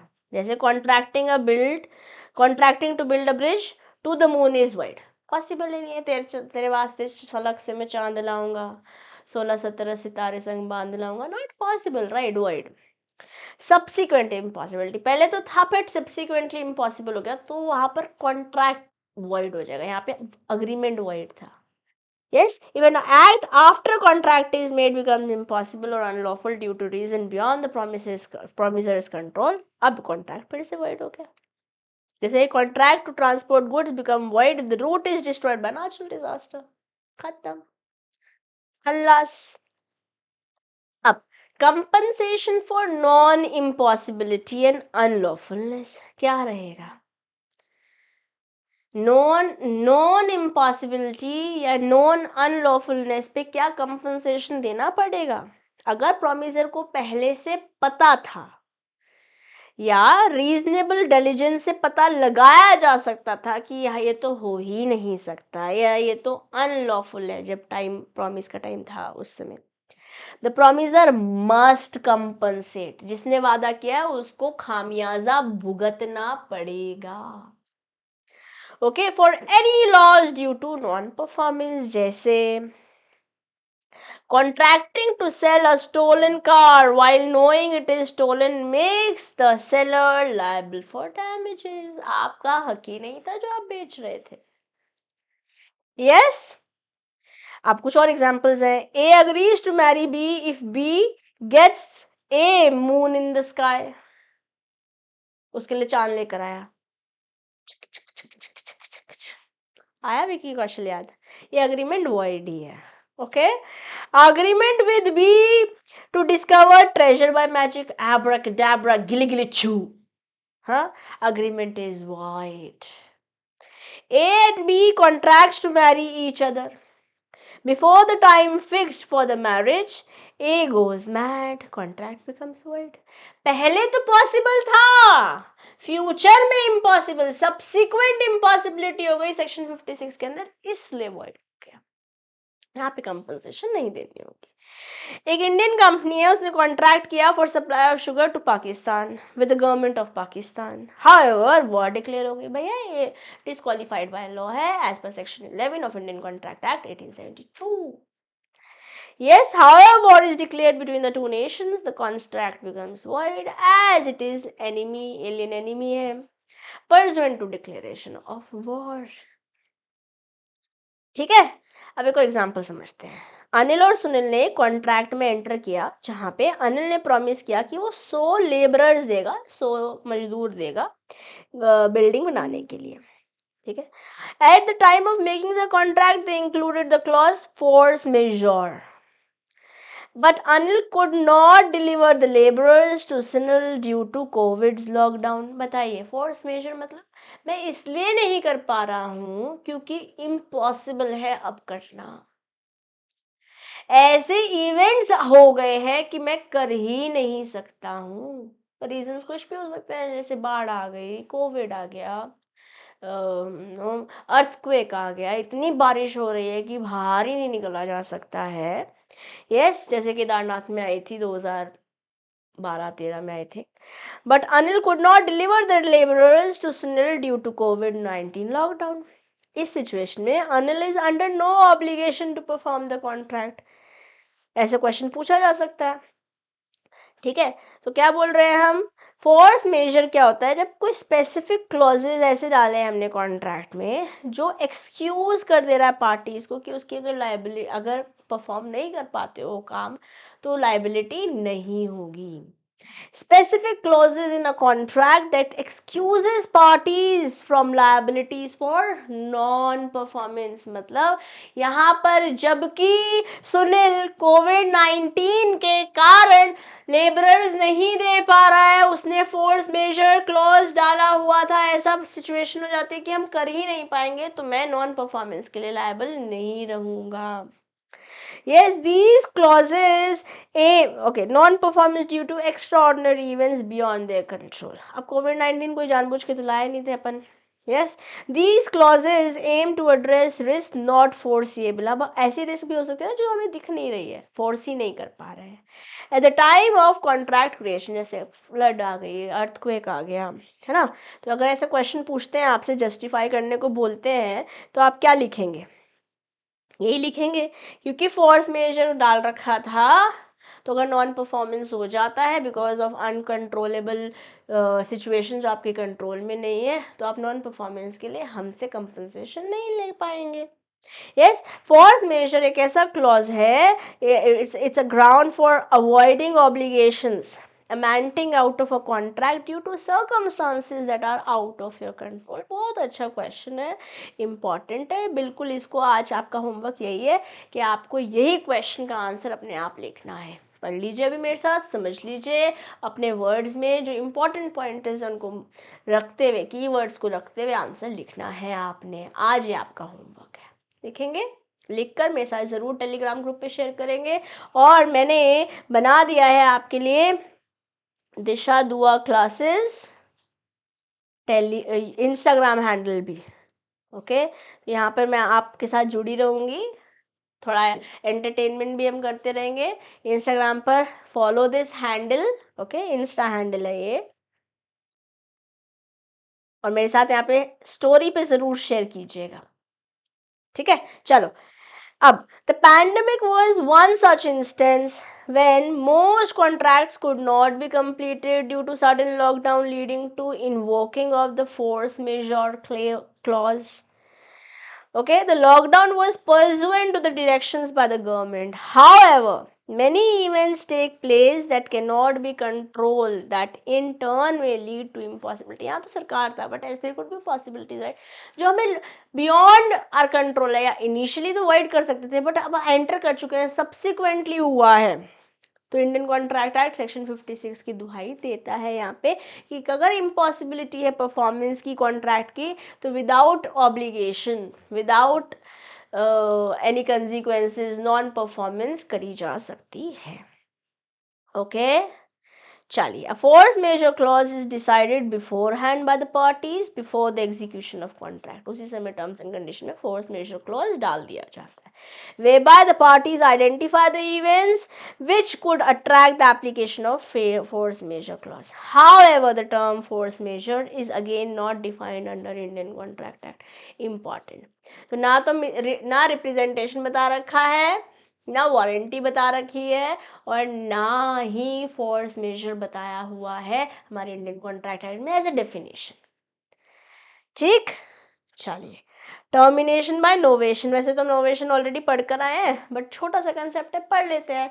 नोवेशन में हमने बोला था कि अगर ए ने बी से को उधार दिया था, लोन दिया था, बी बोल रहा है कि सी पैसे देगा आपको, मेरे बिहाफ पे रिटर्न जो करेगा सी करेगा, इस सब बात पे अग्रीमेंट हो गया। इनिशियली कॉन्ट्रैक्ट इन दोनों के बीच में ही हुआ था, इनिशियली कॉन्ट्रैक्ट इन दोनों के बीच में ही हुआ था, बट सब्सिक्वेंटली इसको ऐड कर लिया था और सब लोगों ने इस बात पे अग्री किया था, तो ये नोवेशन हमने कर दिया।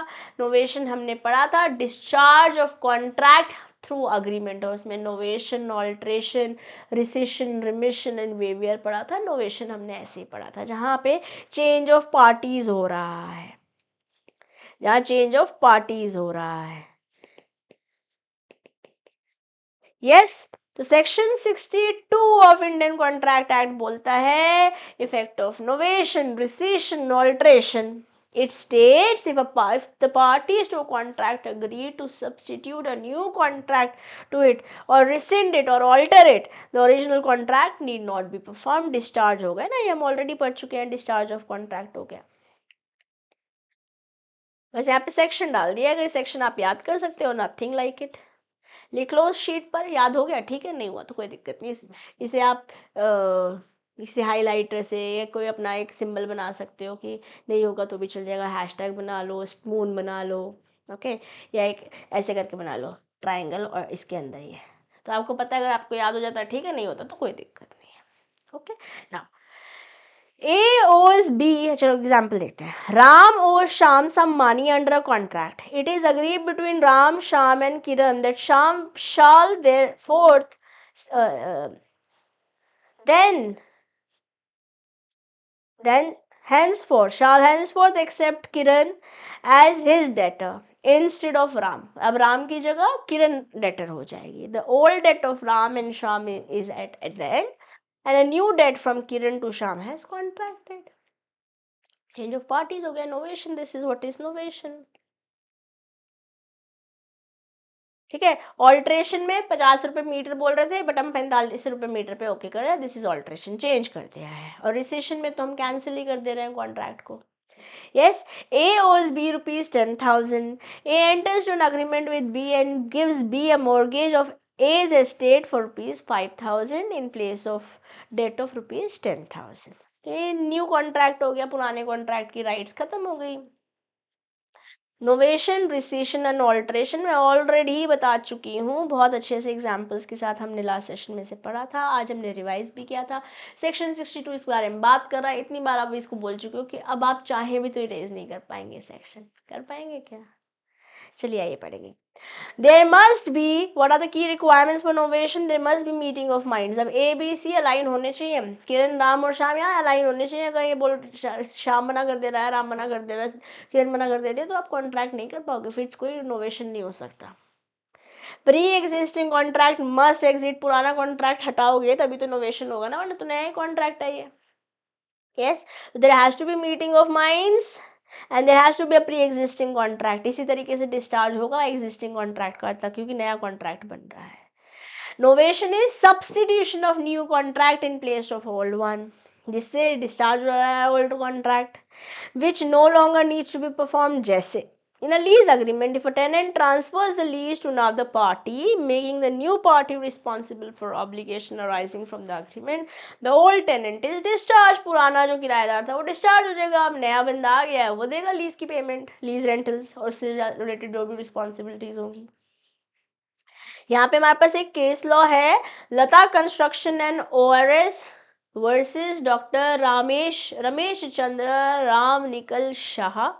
The contract held that novation extinguishes the original obligation or debt. Simple बात है, केस तो एक बार पढ़ लेंगे, whenever you get notes you read it, that's it, okay. Without this discharge novation cannot occur. अब ये तो था सेक्शन 62। सेक्शन 64 बोलता है about recession of voidable contract. Contract अगर वॉइडेबल है तो उसे हम कैंसिल कर सकते हैं।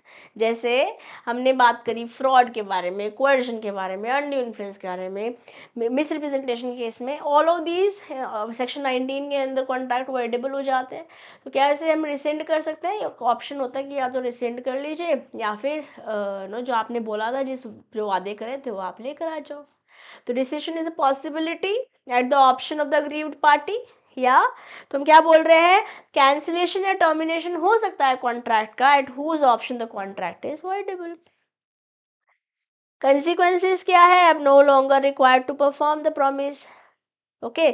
Now rescinding party must return any benefit, अगर आपके पास कोई बेनिफिट्स आए थे, ठीक है, तो आपको वापस तो देने पड़ेंगे, कॉन्ट्रैक्ट को आप कैंसिल कर रहे हो, accept in case of minor की कहानी नहीं बात कर रहे हैं, हम एक्सेप्शंस नहीं बात कर रहे हैं, नॉर्मल बात कर रहे हैं, okay, under the contract to carry others party as far as possible. If a party to contract rescinds due to fraud, they must return any money or goods received under the contract. Novation section 62 बोलता है, rescission section 64 बोलता है। दोनों sections भी section वाली page पे लिख लीजिए। तो section 2A, 2B, 2D, E, F, G, H, I, तो 2 के हो गए। फिर हमने सेक्शन 10, 11, 12, 13, 14, 15, 16, 17, 18, 19, 20, 21, 22, 23 में लॉफुल ऑब्जेक्ट वाली बात करी है हमने, 24, 25, 26, 27, 28, 29, 30, ओके, 31, 32, 33, 34, 35, 36, 31 से लेकर 36 तक अभी हमने डक स्विम वाली बात करी थी, कैसे कैसे आप डिस्चार्ज कर सकते हो। ओके, ठीक है। फिर हमने अभी थोड़ी देर पहले 37 भी देखा था। इसके अलावा हमने सेक्शन 62 देख लिया, सेक्शन 64 देख लिया और 54 भी देखा, इम्पॉसिबिलिटी वाला, है ना। इम्पॉसिबिलिटी वाला देखा ना, 54 नहीं 56, सॉरी। ठीक है, और अभी हमने 62 देखा नोवेशन, 64 देखा रिसेशन। ये सेक्शन हमने याद करे हैं। ओके, इसके अलावा सेक्शन 68, 69, 70, 71, 72 भी हमने देखा है। I hope you are all having it all in one page. चलिए आगे बढ़ते हैं। नोवेशन में सब्स्टिट्यूट होता है नए कॉन्ट्रैक्ट से, इस वजह से पुराना कॉन्ट्रैक्ट बंद हो जा रहा है। रिसेशन में तो कॉन्ट्रैक्ट टर्मिनेट ही कर दिया जा रहा है। म्यूचुअल कंसेंट से भी कॉन्ट्रैक्ट को बंद किया जा सकता है, टर्मिनेट किया जा सकता है, या अथॉरिटीज़ कोई स्पेशल कॉन्ट्रैक्ट्स होते हैं जो specific authorities as listed under the act बंद किए जा सकते हैं। ओके, अब कैसे टेंडर प्रोक्योर किया जाता है गवर्नमेंट कॉन्ट्रैक्ट में। I would like to do this also, let me see how much time we have spent. अभी है हमारे पास समय, चलो पढ़ते हैं। Tender procurement of government contract. जैसे मान लेते हैं गवर्नमेंट हॉस्पिटल का टेंडर मिलना है या किसी कैंटीन का टेंडर मिलना है, तो उसका क्या प्रोसेस है उसके बारे में हमारे कंटेंट में बात हुई हुई कर लेते हैं। ठीक है, टेंडर क्या होता है? Tender is invitation. जैसे टेंडर हमारा है, टेंडर मिल जाए हमारे को, ऐसे आपने मूवीज में सीरियल्स में देखा होगा। टेंडर क्या है? एक इनविटेशन है इश्यूड बाय अ कंपनी या किसी ऑर्गेनाइजेशन या कोई गवर्नमेंट बॉडी भी हो सकती है, टू सॉलिसिट बिड, नीलामी कर रहे हैं बेसिकली, कि हम इतने में करने को तैयार हैं, हम इतने में लेने को तैयार हैं, from contenders of the goods. और टेंडर तो किसी एक को ही मिलता है ना, फिर कंटेंडर्स तो बहुत सारे हो सकते हैं, किसी गुड्स के, किसी सर्विस के, किसी प्रोजेक्ट के भी हो सकते हैं एक टाइमलाइन के अंदर। तो कैसे रहता है प्रोसेस ऑफ टेंडर? क्या है, जैसे मान लेते हैं टेंडर फ्लोट किया गया या डिटेलिंग्स बताई कि क्या काम है, क्या गुड्स रिक्वायर्ड है, क्या टाइमलाइंस हैं। ओके, जो इंटरेस्टेड पार्टीज़ है वो अपनी अपनी बिड देंगी कि हम इतने रुपए में कर देंगे ये सामान, देंगे इतने रुपए में कर देंगे ये सामान, देंगे। बेसिकली प्रपोजल दे रहे हैं, इनको हम बिड्स भी बोलते हैं। अब ये बिड्स को हम कहीं ना कहीं ऑफर जैसे ट्रीट करेंगे। जिन्होंने टेंडर मंगवाया था, जैसे हॉस्पिटल ने टेंडर मंगवाया और हमने एक बिड भेजी, तो उस बिड को एक ऑफर जैसे बोलेंगे कि भैया हम इतने में करने को आपका तैयार है। किसी एक बंदे को टेंडर मिलेगा, मतलब बेसिकली ऑफर के अगेंस्ट एक्सेप्टेंस मिल गई, प्रॉमिस हो गया, तो कंसिडरेशन होगा, अग्रीमेंट होगा, एनफोर्सेबल होगा, तो कॉन्ट्रैक्ट भी हो जाएगा। डे वन याद रखिए, that these bids are treated as offers. Now the issuers evaluate the bid based on the cost. जैसे अगर मैं एक हॉस्पिटल में कैंटीन खोलने के बारे में बात करें, तो हॉस्पिटल जिन जिन लोगों ने अपनी अपनी बिड भेजी होगी, उस ऑफर भेजा होगा, उसको इवेल्युएट करेंगे, जिसका बेस्ट स्पेसिफिकेशन लग रहा होगा उसे एक्सेप्ट कर लेंगे और वो लीगली बाइंडिंग हो जाएगा। एग्जाम्पल ले लेते हैं, वही वाला मैंने जो आपको बोला कि एक गवर्नमेंट हॉस्पिटल है, एक लोकल गवर्नमेंट हॉस्पिटल है। क्या हुआ, इन्होंने सबसे पहले हॉस्पिटल ने इनवाइट किया कि उन्हें 50 हॉस्पिटल ग्रेड एयर प्योरीफायर्स चाहिए सारे वार्ड्स में। क्या स्पेसिफाई किया कि उन्हें टाइप ऑफ एयर प्योरीफायर जो है वो इस तरीके के फिल्टर वाला चाहिए, 2 महीने के अंदर चाहिए, कुछ और टर्म्स भी होंगे, जैसे मेंटेनेंस देनी पड़ेगी 2 साल की, एट्सेट्रा। ठीक है, 3 कंपनियों ने अप्लाई किया। कौन कौन सी 3 कंपनी थी? एक कंपनी थी हनीवेल, एक थी ब्लू स्टार, और कुछ और एक कंपनी भी होएगी। ठीक है, अब हॉस्टल ने हॉस्पिटल के पास जब ये प्रपोजल बिड्स गए, उन्होंने इवैल्यूएट किया प्रपोजल को कॉस्ट के बेसिस पे, प्रोडक्ट की स्पेसिफिकेशन रिक्वायरमेंट के बेसिस पे, और क्या टाइम दे देंगे, गारंटी मेंटेनेंस फॉर 2 ईयर, जो भी इन्होंने सारी बातें देखी। अब इन्होंने हनीवेल को सिलेक्ट कर लिया कि भैया आपका प्राइस और स्पेसिफिकेशन सबको बेस्ट लग रहे हैं, we are going giving you the tender.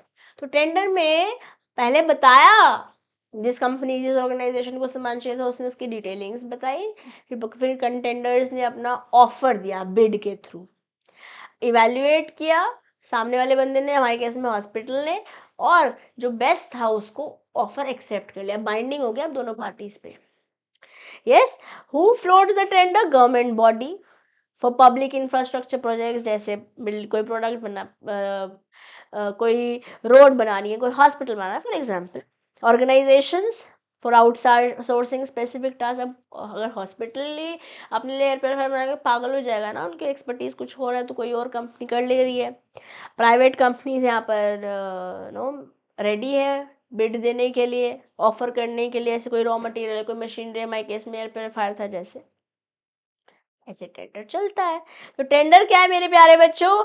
एक इनविटेशन टू ऑफर है। टेंडर क्या है मेरे प्यारे बच्चों? वेरी इंपॉर्टेंट, यहाँ से एमसीक्यू भी पूछा जा सकता है। जहां हम सॉलिसिट करना चाह रहे हैं बिड फ्रॉम वेरियस कंटेंडर्स। जो टेंडर है वो बिड्स को इनवाइट करते हैं, बिड्स अपना ऑफर सबमिट, बेसिकली ऑफर जैसे कंसिडर करते हुए सबमिट करते हैं। जब वो ऑफर एक्सेप्ट हो जाता है, वो बाइंडिंग हो जाता है, जो जो पार्टीज इन्वॉल्व होती हैं, जैसे हमारे केस में गवर्नमेंट हॉस्पिटल और हनीवेल हो जाएगा। एजेंडा क्या है यहाँ पे? एजेंडा है कि एग्जीक्यूट किया जा सके स्पेसिफिक टास्क, सप्लाई की जा सके goods and services with in the timelines, और जो भी हमें स्पेसिफिकेशन चाहिए थे उसको कंसिडर करते हुए। टेंडर डॉक्यूमेंट में, टेंडर डॉक्यूमेंट को और क्या भी बोलते हैं, इसको हम आरएफटी बोलते हैं, request for tender. Very important once again, ठीक है। दीज, इसमें क्या क्या होगा? स्पेसिफिकेशन होगी कि मेरे को क्या चाहिए। जैसे इन्होंने बताया था कि हमारे को क्या क्या चाहिए? प्योरीफायर चाहिए HEPA फिल्टर के साथ, 2 महीने के अंदर चाहिए, बाकी की 2 साल में गारंटी, कुछ और टर्म्स जो भी होंगी वो सारी बातें लिखनी होगी। Specification of the work to be completed और the goods to be supplied, timeline कितने समय के अंदर आपको प्रोजेक्ट को एग्जीक्यूट करना होगा, और टर्म्स और कंडीशन जो भी है। कौन करता है टेंडर फ्लोट? जो कंपनीज, ऑर्गेनाइजेशन, गवर्नमेंट बॉडी, जैसे हमारे केस में ये हॉस्पिटल था सरकारी। इंटरेस्टेड पार्टीज अपना प्रपोजल, मतलब ऑफर दे रही है, जैसे हमारे केस में हनीवेल और ब्लू स्टार और कुछ और कंपनीज ने दिया था। जैसे एग्जांपल फिर से, a local government school publishes a tender कि उनको फैंस और लाइट बल्ब्स इंस्टॉल करने हैं क्लासरूम्स में। इलेक्ट्रिकल कंपनी ने बिड सबमिट करी, हनीवेल कंपनी सिलेक्ट हो गई क्योंकि उसने लोएस्ट कोड दिया था, स्पेसिफिकेशंस मीट हो रहे थे। ओके, टेंडर से कुछ related problem? I hope not. Okay, let's now talk about GFR. What is GFR? General Financial Rules 2017. Important है, मुझे लगता है यहाँ से डायरेक्ट क्वेश्चन भी पूछा जा सकता है। सिंपल पूछ लेंगे, right a short note on general financial rules, ऐसे क्वेश्चन पूछा जा सकता है। कौन इश्यू करता है इसे? इश्यू करता है मेरे प्यारे बच्चों department of expenditure, ministry of finance. Ministry of finance करती है, मिनिस्ट्री ऑफ फिनेंस में पर्टिकुलरली डिपार्टमेंट ऑफ एक्सपेंडिचर इसे इश्यू करता है। जीएफआर क्या है? सारे रूल्स, सारे ऑर्डर्स जिससे गाइड किया जा सकता है गवर्नमेंट की डीलिंग्स को। खर्चा है ना, पब्लिक एक्सपेंडिचर है ना, हमने देख लिया डिपार्टमेंट ऑफ एक्सपेंडिचर कर रहा है इस इश्यू। जीएफआर कंपाइल कर रहा है, कंबाइन कर रहा है हर तरीके के रूल्स, हर तरीके की गाइडलाइंस जो गाइड करती है कोई भी सरकारी डीलिंग्स करने में, जहाँ पे पब्लिक फिनेंसेस इन्वॉल्व हो जाते हैं, क्योंकि जनता जवाब चाहती है। ओके, स्कोप क्या है? जो रूल्स है वो आर एग्जीक्यूटिव इंस्ट्रक्शंस, सारे गवर्नमेंट डिपार्टमेंट्स पे ये अप्लाई करती हैं, या कोई स्पेसिफाइड बॉडीज भी हो सकती है, एक्सेप्ट वेयर अदरवाइज प्रोवाइडेड, कि भाई इस पर्टिकुलर कंपनी पे नहीं करेगा, जबकि हो सकती है वो गवर्नमेंट हो, बट मान लेते हैं जो भी जीएफआर है उसमें लिखा हुआ है कि इस पे नहीं अप्लाई किया तो उस पर नहीं अप्लाई करेगा। क्या क्या यहाँ पे बातचीत लगी थी? कैसे प्रोक्योरमेंट प्रोसीजर क्या होगा, कॉन्ट्रैक्ट मैनेजमेंट कैसे होगा, फिनेंशियल मैनेजमेंट प्रिंसिपल्स क्या फॉलो करेंगे, ये सब कुछ जीएफआर में लिखा हुआ होता है। जैसे मान लेते हैं आप कुछ प्रोक्योरमेंट कर रहे हो, आप कोई गवर्नमेंट ऑर्गेनाइजेशन हो, जीएफआर 2017 को मद्देनजर रखते हुए आपको सामान ले रहे हो, जैसे ministry of health under health needs to procure 1000 hospital beds. इन्हें हॉस्पिटल बेड्स की रिक्वायरमेंट थी क्योंकि ये पब्लिक हॉस्पिटल्स को अपग्रेड कर रहे थे। प्रोक्योरमेंट रिलेटेड कौन सा रूल है? जीएफआर 2017, जनरल फिनेंशियल रूल्स 2017 को फॉलो करते हुए आप सामान एज अ गवर्नमेंट ऑर्गेनाइजेशन सामान प्रोक्योर करते हो। तो आप क्या करोगे, सबसे पहले स्टेप्स क्या रहेंगे, एक ट्रांसपेरेंट स्पेसिफिकेशंस देने होंगे अंडर रूल 144 कि क्या क्या चाहिए। जैसे इन्होंने बोला था हमें एयर प्योरीफायर चाहिए सारे वार्ड्स के लिए हमारे गवर्नमेंट हॉस्पिटल के, HEP समथिंग फिल्टर वाले 2 महीने के अंदर चाहिए, मतलब बेसिकली स्पेसिफिकेशंस लिख दी। जैसे आप इन्होंने, अगर मैं इस एग्जाम्पल का नाम लेती हूँ तो इन्हें बेड की डिमेंशंस, क्या मटीरियल है, क्या सेफ्टी फीचर्स हैं, कोई स्पेसिफिक ब्रांड नहीं चाहिए मार्कोलेट से, इन्होंने ये बोला था। वेल डिफाइंड रिक्वायरमेंट्स है, एग्जैक्टली बताए हुए हैं, डिलीवरी टाइमलाइंस भी बता रखी हैं। फिर होता है कि क्या प्रोसेस रहेगा, क्या अपने जानकार लोगों को बोल दोगे या खुद ही बना के बेचने लोगे, सरकार से मिल रहा है तो 10,000 रुपये की चीज़ 1-1 लाख रुपए में है, know that should not happen. इसी वजह से एक प्रॉपर बिडिंग प्रोसेस रहेगा, टेंडर फ्लोट किया जाएगा, बिड्स आएंगी, उन्हें इवेल्युएट किया जाएगा, उनके प्राइस, क्वालिटी और स्पेसिफिकेशन कंप्लायंस आप फॉलो करें। जैसे हमारे केस में हनीवेल का एग्जाम्पल हमने जो लिया था, वो सब कुछ फुलफिल हो रहा होगा तो आप एक ऑफर को जो भी बिड के थ्रू आई होगी किसी कंपनी की, उसे सिलेक्ट कर लोगे। ऑफ कोर्स कॉस्टिंग तो एक इम्पॉर्टेंट रोल प्ले करेगा ही, और एक बार ये आपने एक्सेप्ट कर लिया तो it becomes binding on the parties who are involved in this entire tender process through GFR, and rule 144 is important for us to remember. ठीक है, समझ में आ रहा है, भेजे में जा रहा है ना। अब डॉक्यूमेंटिंग डिसीजन, सारा प्रोक्योरमेंट स्टेप्स को रिकॉर्ड किया जाएगा, और क्योंकि जनता जवाब मांगती है और हमारे पास एक एक्ट भी है, RTI act, right to information act 2005, उसकी वजह से साइड सब कुछ डॉक्यूमेंट करना होता है। इससे सप्लायर भी सिलेक्ट हो जाएगा, टाइमली डिलीवरी भी हो रही है, आपने स्टैंडर्ड्स बता दिए, everything is there with fairness and accountability. Okay, chapter 6 बात करता है प्रोक्योरमेंट अंडर GFR 2017। ओके, सबसे पहले बात कर रहे हैं delegation of financial power rules, इसको हम DFPR, delegation of financial power rules. Okay, along side GFR, general financial rules के साथ DFPR is delegation of financial power rules. ये दोनों मतलब GFR और DFPR भी गवर्न करती है किसी भी तरह से सरकारी डिपार्टमेंट को, सरकार को कोई प्रोक्योरमेंट को सामान लेने हैं, कुछ गुड्स लेने हैं, कुछ सर्विसेज लेनी है, कोई कॉन्ट्रैक्ट्स में आना है, तो GFR तो करना ही होता है गवर्नमेंट डिपार्टमेंट्स को फॉलो, उसी के साथ DFPR भी फॉलो करना होता है। ओके, जबकि अगर मैं स्टेट स्पेसिफिकेशन गाइडलाइन बोलती हूँ, जबकि GFR 2017 एक ब्रॉडर फ्रेमवर्क बताती है, बट हो सकती है उत्तराखंड का अपना हो, उत्तर प्रदेश का अपना हो, तेलंगाना का अपना हो, है ना, there could be some, Andhra Pradesh का अपना हो, सॉरी। तो यहाँ पर एक ब्रॉडर फ्रेमवर्क, जबकि GFR 2017 दे रही है, बट अगर स्टेट वाइज दिया जाए तो हो सकता है उनके अपने खुद के रूल्स हो कि कैसे गवर्नमेंट प्रोक्योरमेंट होनी चाहिए, प्रिंसिपल क्या प्रिंसिपल्स फॉलो किए जाएंगे।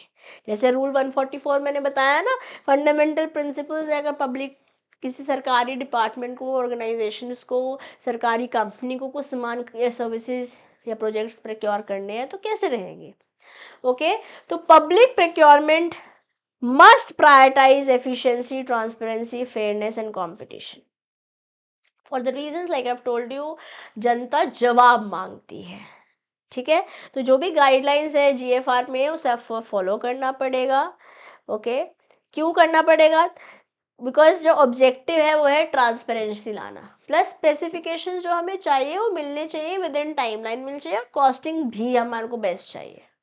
yes, describe the subject matter clearly, focusing on objective, functional and measurable terms। जैसे हमने बोला 1,000 बेड्स चाहिए ऐसे ऐसे स्पेसिफिकेशन के साथ, या पूरे हॉस्पिटल के लिए एयर प्योरीफायर चाहिए, एटसेट्रा एटसेट्रा स्पेसिफिकेशन के साथ। ठीक है, इससे क्या होगा कि स्पेसिफिक ट्रेडमार्क्स भी नहीं आएंगे, ट्रेड नेम्स भी नहीं आएंगे। जैसे हमने यहाँ पे बोला था हमारे को कोई भी नाम नहीं चाहिए, विदाउट मेंशनिंग, हमने बोला था ना, उसी तरीके से वेल डिफाइंड रिक्वायरमेंट्स है, क्या क्वालिटी चाहिए, क्या टाइप चाहिए, क्या क्वांटिटी चाहिए, 1,000 बेड्स ही चाहिए, 200 लेट्स से एयर प्योरीफायर ही चाहिए फॉर एग्जांपल। ठीक है, अननेसेसरी टूमर, सुपरफ्लुअस, तामझाम नहीं चाहिए, बहुत सारे अननेसेसरी एक्सपेंडिचर हमको नहीं चाहिए, हमें जो चाहिए हमें आप वो दे दीजिए। ओवर परचेजिंग भी नहीं करोगे, इन्वेंट्री कॉस्ट भी नहीं बढ़ती जाएगी, फेयर एंड ट्रांसपेरेंट प्रोसीजर रहेगा, एक रीजनेबल ट्रांसपेरेंट बिडिंग प्रोसेस रहेगा, और जो भी बंदा सारे पॉइंटर्स को मीट करा होगा उसे हम टेंडर दे देंगे। ठीक है। Price justification, verify that the price is reasonable and consistent, की क्वालिटी पता चल रहा है प्राइस तो कम दे रहा है बट क्वालिटी चीप हो गई है, that should also not happen. Yes. Documenting procurement risk decision, जैसे मैंने बताया आरटीआई के अंदर एक प्रोविजन है, तो आपको सरकारी डिपार्टमेंट है तो कागजी कार्रवाई तो होगी ना। Yes. At each stage record the consideration influencing procurement decisions, ये प्रोक्योरमेंट साइकिल आपको पब्लिश भी करनी पड़ेगी ताकि प्रॉपर टाइमलाइन मिल सके टेंडर्स को, इशुएंस टू कॉन्ट्रैक्ट फाइनलाइजेशन, और फिर एनुअल प्रोक्योरमेंट प्लान्स भी हो सकते हैं। ये सब कुछ रूल 144 ऑफ जीएफआर में बताए हुए हैं। ओके। जो भी मिनिस्ट्रीज या डिपार्टमेंट्स हैं उन्हें ध्यान रखना है, प्रॉपरली प्रिपेयर करना है, पब्लिश करना है annual procurement plan financial year के हर एक स्टार्ट में, जैसे 1 अप्रैल को होता है तो they have to let people know. जैसे हमने रूल 144 देखा उसी तरीके से हमारे पास रूल 145 भी है, जहाँ हमने रूल्स ऑफ प्रोक्योरमेंट बताया था 144 में, यहाँ पे अथॉरिटी ऑफ प्रोक्योरमेंट बता रखा है। कौन कौन अथॉरिटीज कंपीटेंट है जो एक्सपेंडिचर कर सकती है for the purchase of public services. तो हमारे पास है एक तो DFPR ही है, yes, that is delegation of financial power rules. इसके अलावा जनरल प्रोसीजर्स भी आउटलाइन हो रखे हैं जीएफआर में। तो मोटी मोटी बातें हमारे को क्या समझ में आई कि टेंडर एक इनविटेशन है कि आओ हमें ऑफर दो, फिर ऑफर बिड्स के थ्रू आता है जिससे सप्लाई गुड्स हो पाती हैं। जीएफआर 2017 प्रोवाइड करता है एक डिटेल्ड फ्रेमवर्क, स्टेट वाइज कुछ बातें और हो सकती है ताकि ट्रांसपेरेंसी, फेयरनेस और अकाउंटेबिलिटी रहे। इसके अलावा दो रूल 144 एंड रूल 145 हमने बात किया है। 144 फंडामेंटल प्रिंसिपल्स दे रहा है और कौन बंदा कंपीटेंट है टू प्रोक्योर पब्लिक सर्विसेज से रिलेटेड जो भी बातचीत है, क्योंकि खर्चा होने वाला है, वो सेक्शन रूल 145 बता रहा है। इन दोनों रूल्स को भी आप लिख दीजिए अलॉन्ग विद जीएफआर एंड डीएफपीआर, डीएफपीआर की फुल फॉर्म और जीएफआर की full form, and rule 144 and rule 145, दोनों ये चारों चीज़ें आप अपने पेज पे लिख लीजिए। स्टेट स्पेसिफिक गाइडलाइंस भी आ सकती है। That's it. अब स्पेशल कॉन्ट्रैक्ट्स के बारे में बातचीत हम नेक्स्ट सेशन में करेंगे। एमिली इन पेरिस मिलने वाली है नेक्स्ट सेशन में, ठीक है। चलो, अब with this guys we are sorted. आज का सेशन हुआ यहीं पर समाप्त। लाइक सब्सक्राइब शेयर करना नहीं भूलिएगा। एंड गाइज आपके लिए जल्द ही I'm planning to bring a lot of stuff so that you'll be able to have all resources together to get yourself sail through this entire CMA inter journey। ठीक है। बाकी law by CMA Disha Dua Telegram group I hope अभी तक आपने join कर ही लिया होगा, और दिशा दुआ क्लासेस इंस्टा हैंडल भी आप ज्वाइन कर सकते हैं। ले रही हूँ अभी आपसे अलविदा। मिलेंगे नेक्स्ट सेशन में। Till then keep learning, keep growing. This is your friend and your teacher CMA Disha Dua signing off for today. Bye bye.